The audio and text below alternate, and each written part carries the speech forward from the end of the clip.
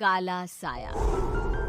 यूं तो बनारस घाट अपनी खूबसूरती के लिए बहुत प्रचलित है, पर घाट के किनारे कई राज लिए बैठे हैं। ये कहानी शुरू होती है बनारस के घाट के पास बने ममता निवास से, जहां प्रिया लाल जोड़े में ममता के घर उसकी बहू बनकर आती है।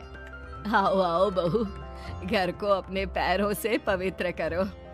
ममता घर की दहलीज पार कर ही रही होती है कि अचानक एक बहुत गंदी सी बास पूरे घर में फैल जाती है।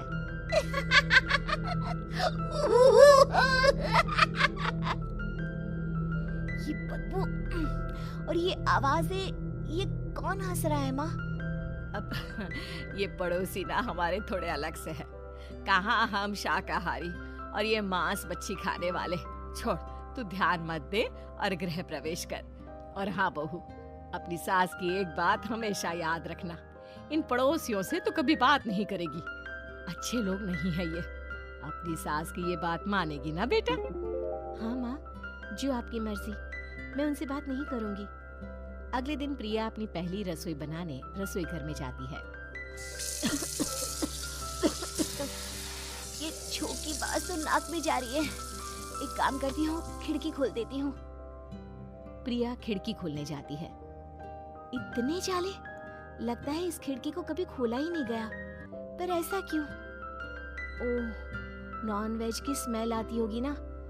2 मिनट के लिए खोल लेती हूँ, फिर बंद कर दूंगी। प्रिया खिड़की खोलती है। खिड़की खोलते ही उसकी नजर सामने वाले घर की खिड़की पर पड़ती है, जहाँ एक लड़की खड़ी होती है। हाथों में मेहंदी, लाल रंग की साड़ी, बिल्कुल सजी धजी, मानो प्रिया की तरह ही वो भी नई नवेली बहू हो। वो प्रिया को देखकर मुस्कुराती है। हे भगवान, माँ ने तो इनसे बात करने को मना किया था। प्रिया फौरन ही खिड़की बंद कर देती है और तवे पर चढ़े रोटी की ओर देखने लगती है, पर वहाँ रोटी न होकर मछली पड़ी होती है। ये क्या? पहली ही रसोई में इतनी बड़ी गलती! हे भगवान, अब मैं क्या करूं?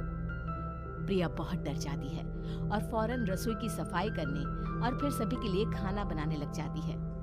जब वो सबको खाना परोसती है, सब तो ठीक है, मैं बेकार में चिंता कर रही थी। हे भगवान, ऐसे ही बस अपनी कृपा बनाए रखना। रात के वक्त जब सब सो रहे होते हैं, तब प्रिया को पायल की आवाज सुनाई देती है, जिससे उसकी आंख खुल जाती है। ये पायल की आवाज कहाँ से आ रही है? प्रिया उठकर उस आवाज के पीछे छत की सीढ़ियों तक जाती है। तभी उसे बच्चे के रोने की आवाज आती है। प्रिया छत पर जाती है तो क्या देखती है? वही लाल साड़ी वाली लड़की अपनी गोद में एक नवजात बच्चे को घुमा घुमा कर सुला रही है। तभी प्रिया की नजर उसके पेट पर पड़ती है। ओह गॉड, ये तो प्रेग्नेंट भी है। सुनिए, बच्चा सो नहीं रहा है क्या? मैं कुछ मदद करूं? नहीं नहीं, आपके घर वालों को अच्छा नहीं लगेगा, मैं संभाल लूंगी। स्नेहा की गोद से बच्चा हाथ मारकर प्रिया की गोद में आने को छटपटाने लगता है।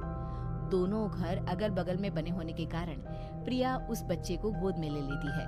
प्रिया के पास आते ही वो सो जाता है। बच्चे का वो स्पर्श रात भर प्रिया भूल नहीं पाती और अगली सुबह वो छत पर कपड़े सुखा रही होती है। तभी उसे एक औरत इशारा करके बुलाती है। स्नेहा कह रही थी बाबू तुम्हारी गोद में आते ही सो गया। मैं गौरी, स्नेहा की माँ हूँ। बहू, घर आना, बाबू को खिला भी लेना। शाम को जब घर पर कोई नहीं रहता, बच्चे से मिलने के लिए प्रिया छिपकर अपनी पड़ोसन के घर चली जाती है और कुछ देर बच्चे को खिलाकर वापस लौट आती है। इसके कुछ दिन बाद ही प्रिया को पता चलता है कि वो माँ बनने वाली है। ममता की खुशी का ठिकाना नहीं रहता।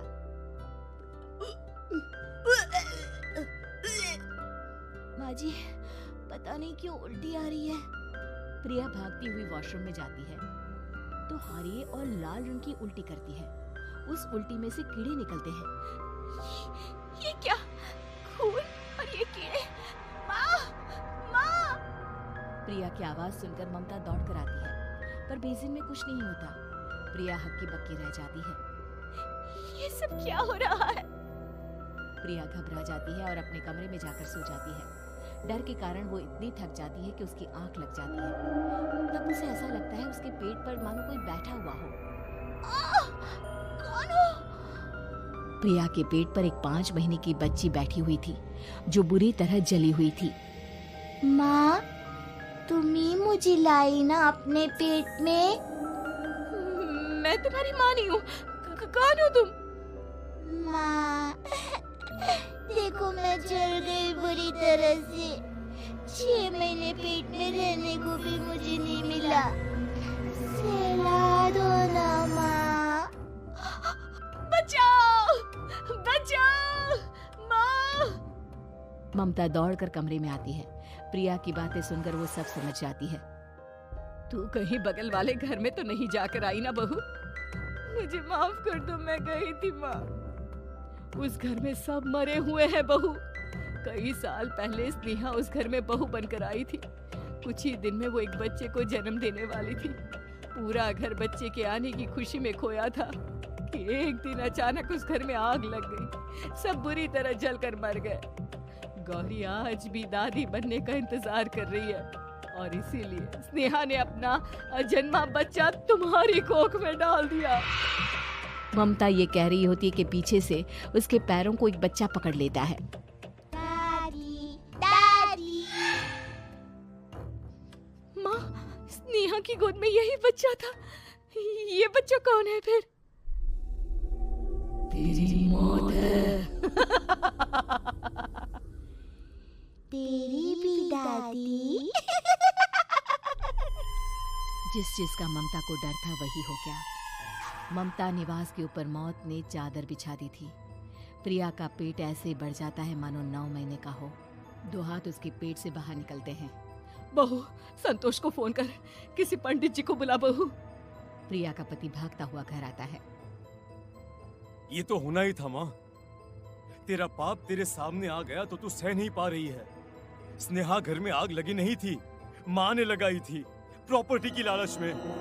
और वो बच्चा मेरी पहली पत्नी का बच्चा है, मेरा बेटा, जो कि उस आग की चपेट का शिकार हो गया था।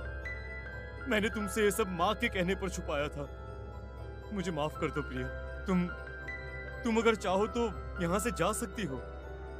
मैं तुम्हें किसी भी बंधन में रखना नहीं चाहता। मेरी शादी हुई है आपसे, मैं आपको छोड़ नहीं सकती, पर उससे पहले हमें स्नेहा, उसकी माँ और बच्चे की आत्मा की शांति करवानी होगी।